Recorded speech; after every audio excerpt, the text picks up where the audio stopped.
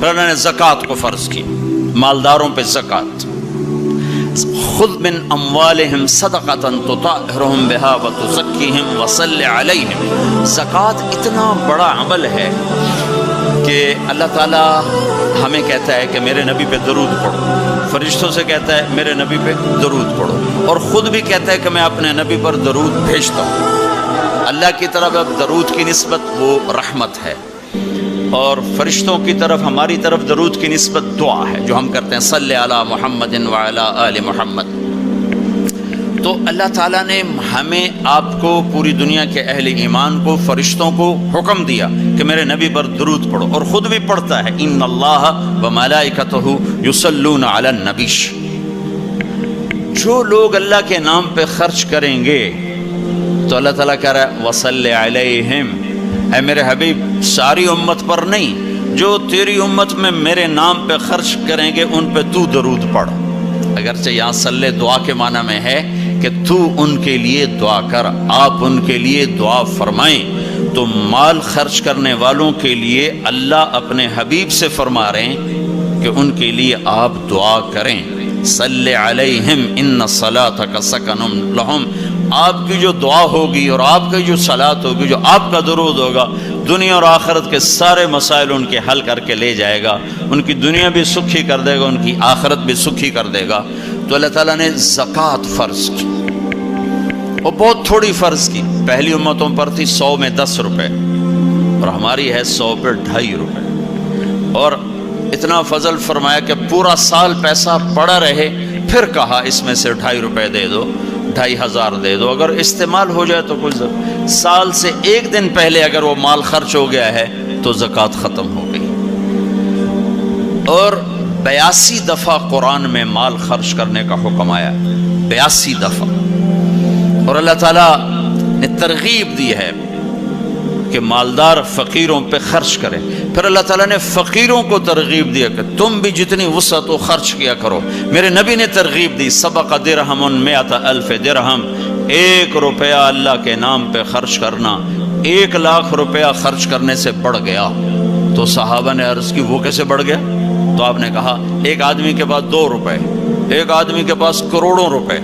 جس کے پاس 2 روپے تھے اس نے 1 روپیہ اللہ کے نام پہ دے دیا، اور جس کے پاس کروڑوں تھے اس نے 1 لاکھ دیا. جس نے 2 میں سے 1 دیا اس نے اپنے مال کا آدھا حصہ دیا. جس نے 1 لاکھ دیا اس نے اپنے مال کا کوئی 1000واں حصہ دیا. جب تولا جائے گا تو 1 روپے کا وزن 1 لاکھ سے بڑھ جائے گا. اور اس کا ایک واقعہ بھی، حضرت عمر ہمیشہ حضرت ابو بکر سے نہ کوشش کرتے تھے آگے نکل جاؤں، آگے نکل جاؤں، آگے نکل جاؤں. ساری زندگی موقع نہ بن سکا. تبوک کا موقع آیا تو اللہ کے نبی نے کہا مال خرچ کرو. عثمان رضی اللہ تعالیٰ عنہ 10,000 لشکر کا سارا سامان تیار کیا. ان کی سواریاں، ان کا راشن کے لیے تھیلوں کو بند کرنے کے لیے دھاگے تک اپنے گھر سے دیے، اور 300 دینار اوپر دیے. تو اللہ کے نبی کی جھولی میں وہ 300 دینار پڑے تھے یوں، اور آپ ان دیناروں کو اٹھا کے یوں فرما رہے تھے ما علی عثمان اللہ یعمل بعد. عثمان آج کے بعد کچھ بھی نہ کرے تو جنت واجب ہوگی. تو عمر کہنے لگے آج میں ابو بکر کو کاٹ سکتا ہوں، آج میں اس سے آگے نکل سکتا ہوں کہ وہ آج کل غریب ہے، میں مالدار ہوں. تو وہ تھوڑا لائے گا، میں زیادہ لاؤں گا تو میں بڑھ جاؤں گا. لہٰذا انہوں نے اپنے مال کا آدھا حصہ، آدھا گھر میں رکھا اور آدھا لے کر آئے. ابو بکر نے جھاڑو پھیر دیا، جو کچھ تھا وہ سارا سمیٹ کے لے آئے.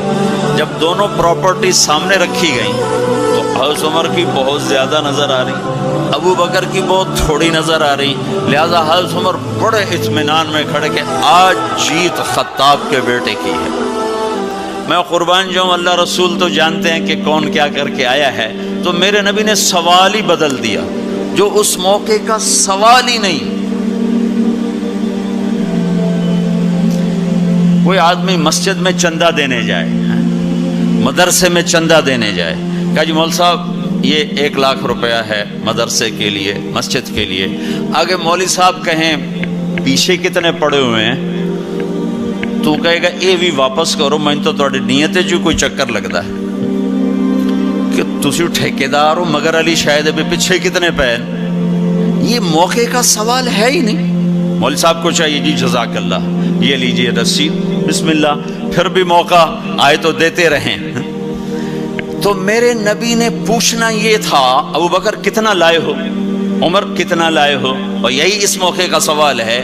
لیکن اللہ رسول جانتے ہیں کہ کس کے مال میں وزن زیادہ ہے، تو میرے نبی نے سوال بدل دیا، فرمایا عمر ما خلفت. واہ واہ، عمر پیچھے کیا چھوڑ کے آئے ہو؟ تو حضرت عمر تو وہیں دھڑم ہو گئے گا، بابا میں گیا. سوال سے ہی وہ پتہ چل گا، بات میری کلی اڑ گئی وکٹ. عمر ما خلفت یا ما ترکت لأہلک، یہ دونوں الفاظ ہیں. پیچھے گھر والوں کے لیے کیا چھوڑا؟ تو پہلے حضرت عمر بڑے جوش میں کھڑے تھے، پھر ایک دم ڈھیلے ہو گئے. کہنے بعد جی آدھا چھوڑا ہے آدھا لایا. پھر آپ نے کہا ابا بکر ما خلفت یا ما ترکت لأہلک، ابو بکر تو پیچھے چھوڑ کے کیا آیا، بچوں کے لیے کیا چھوڑ کے آیا؟ تو انہوں نے کہا ترکت اللہ ورسول، میں تو اللہ اس کے رسول کو چھوڑ کے آیا ہوں، باقی سب کچھ لے آیا. تو اس پر عمر کہنے لگے ابو بکر میں نہیں تجھ سے آگے بڑھ سکتا، کوئی بھی تجھ سے آگے نہیں بڑھ سکتا. اور اگلی سنو،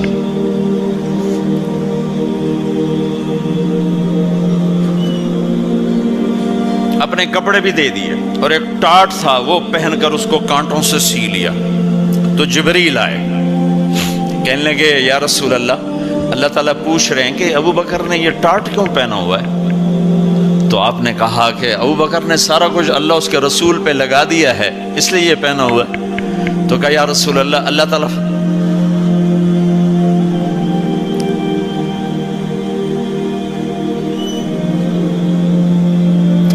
اللہ تعالیٰ فرما رہے ہیں ابو بکر سے پوچھو مجھ سے راضی تو ہے، مجھ سے راضی تو ہے، اس فقر میں مجھ سے راضی ہے؟ میں تو اتنا سفر کر کے آیا ہوں، حالانکہ ابھی 4 دن پہلے میں 12 ملکوں کا 10 ملکوں کا سفر کر کے ہوں، ساری ہڈیوں میں درد ہے. میں اس لیے آیا ہوں کہ چلو کوئی بخشش کا بہانہ مل جائے، کوئی بخشش کا بہانہ مل جائے، اللہ راضی ہو جائے. آپ سارے اس لیے حج پہ جا رہے ہو کہ اللہ راضی ہو جائے. جو سارے جہان سے کہتا ہے مجھے راضی کر، وہ کہہ رہا ہے ابو بکر سے پوچھو مجھ سے راضی تو ہے. تو آپ نے کہا ابو بکر تیرا رب تجھے سلام بھی کہہ رہا ہے اور پوچھ رہا ہے کہ راضی ہو. تو ابو بکر کی چیخیں نکلی، میں اپنے رب سے راضی، میں اپنے رب سے راضی، میں اپنے رب سے راضی. میرے بھائیو بہنوں، زندگی ایسے گزار کے مرو کہ اللہ کو ملو تو اللہ خوش ہو کے مل رہا. ایسے نہ مرو کہ اللہ کی بارگاہ میں پیش کیے جا رہے ہوں مجرم بن کر، قیدی بن کر. تو اللہ اس کے رسول نے مال لگانے پر زور دیا. اللہ چاہتا تو سب کو مال دے دیتا، کسی کو فقیر کسی کو مالدار. مالدار کا شکر کا امتحان لیا، فقیر کے صبر کا امتحان لیا. کہ اللہ فقیر کا صبر دیکھے گا، مالدار کا شکر دیکھے گا. اور جب مالدار لوگ زکوٰۃ نہیں دیتے تو پھر عزتیں نیلام ہوتی ہیں. جب سب کچھ اپنے اوپر لگانے کا ذوق بن جاتا ہے اور اپنے ہی بڑے بڑے زیور، کپڑے، گھر، گاڑیاں. یہ بھی لاہور کا واقعہ ہے. بیگم صاحب ڈرائیور کے ساتھ گئی ہیں اور واپسی پہ کہہ رہی ہیں اسلم ڈرائیور آج میری بڑی اچھی قسمت، وہ ساڑی میں نے لی تو میں سمجھ رہی تھی 1 لاکھ کی ہے، وہ تو مجھے 75,000 میں مل گئی، بڑی سستی مل گئی. خوش ہو کے ڈرائیور کو بتا رہی. تیسرے دن ڈرائیور کے بیٹے کا بازو ٹوٹ گیا. وہ آ کر کہتا ہے صاحب جی میری تنخواہ میں تو اس کا علاج ہو نہیں سکتا، تو مہربانی کر کے کچھ میری مدد کر دیں، اس کا علاج ہو جائے. تو صاحب کہتے ہیں اسلم تمہیں پتہ تو آج کل کاروبار بڑا مندہ ہے، تو میرے پاس تو گنجائش نہیں، میرا ایک ڈاکٹر دوست ہے میں اسے فون کر دیتا ہوں، وہ تمہاری مدد کر دے گا. جب اس طرح ہوتا ہے تو پھر ڈاکے، چوریاں، قتل و غارت شروع ہوتے ہیں. جب اس طرح ہوتا ہے تو مالداروں میں تکبر پیدا ہوتا ہے اور غریبوں میں ظلم پیدا ہوتا ہے۔ تو زکوٰۃ ایک بہت بڑا عمل ہے، 2.5% تو فرض ہے، اور زکوٰۃ دینے والا سخی نہیں اللہ کی بارگاہ میں، ہاں بخیل بھی نہیں، سخی بھی نہیں ہے، بخیل بھی نہیں، یعنی وہ بخل کے ملک سے نکل آیا ہے اور سخاوت کے ملک میں انٹری نہیں ہوئی۔ 2.5 روپے پہ 1 پیسہ بھی اوپر خرچ کرے گا تو اب سخیوں میں آ گیا، پھر جتنا بڑھتا جائے گا اتنا آگے بڑھتا جائے گا۔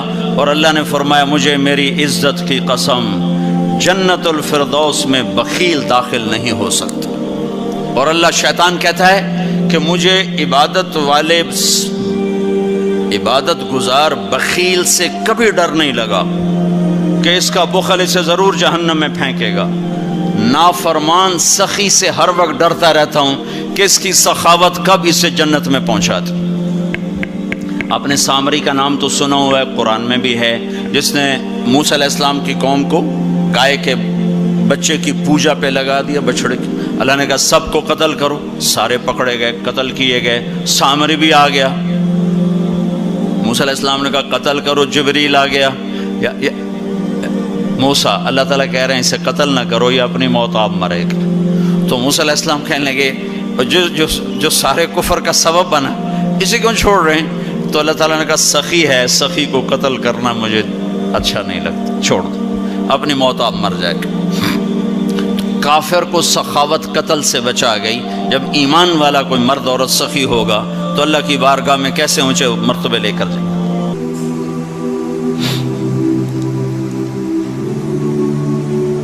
تو اپنے اوپر خرچ کرو وسعت کے مطابق، اللہ نے روکا نہیں ہے، منع نہیں کیا ہے، منع نہیں کیا ہے، لیکن غریب کو بھی یاد کرو۔ زکوٰۃ کو فرض قرار دیا اور آپ نے فرمایا جس نے مزدور سے کام لیا اور اس کو مزدوری نہ دی، یہ تمہارے کراچی میں ہر وقت ہو رہا ہے، ہر جگہ ہو رہا ہے، جتنا بڑا کوئی طاقتور ہے اتنا وہ اپنے نوکروں پر ظالم بھی ہے، جابر بھی ہے، اور ان کے حقوق بھی مارتا ہے، چون فریاد ہی نہیں کر سکتا۔ میرا پنجاب کا زمیندارہ ماحول سارا ایسا ہی۔